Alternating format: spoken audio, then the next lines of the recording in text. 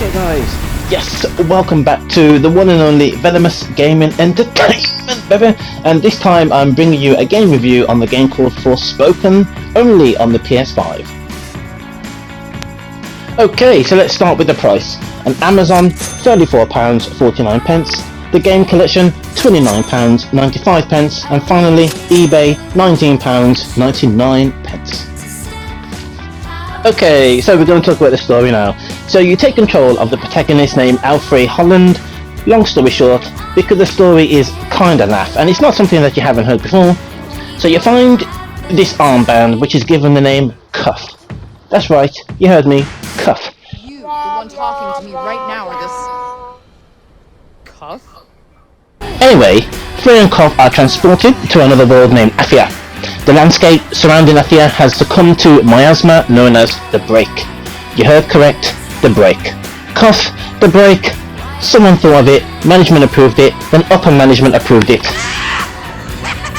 Anyhow, Athia was once protected by 4 tantras, and tantras are 4 females with some kind of special powers, who are now corrupted. So it's up to Frey and Cuff to defeat the tantras. There's a little more to the story, but I won't bore you with it. It's not very interesting.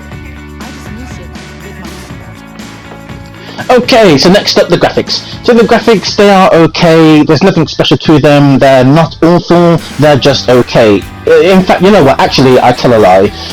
When you stand on top of a high ledge and look into the distance, the landscapes, they do look beautiful. And in some instances, they do look breathtaking.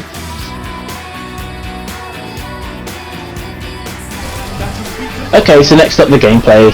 So the gameplay, there's nothing special. If anything, it's a little problematic. There are too many spells, abilities to choose from, spread across 5 different buttons. The spells are nothing special. In fact, I found myself mostly using the earth-based abilities as opposed to the fire, water and lightning spells, due to the latter being acquired late game.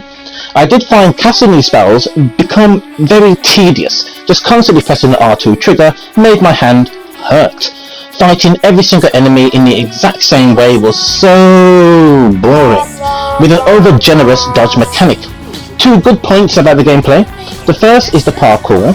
How Frey runs, jumps and bounces over the terrain is excellent.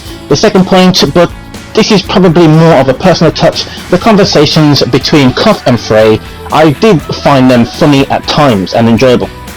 Oh, and there is another thing, and this is probably the biggest of them all. The story is so bland, so unengaging. I didn't feel the need to explore the world map other than where the main story would take me. I didn't partake in any side missions, period. You can watch my entire playthrough. Side missions were a no-no. Okay guys, so all in all, Forspoken on the PlayStation 5 gets a Venom score of 6.5 out of 10.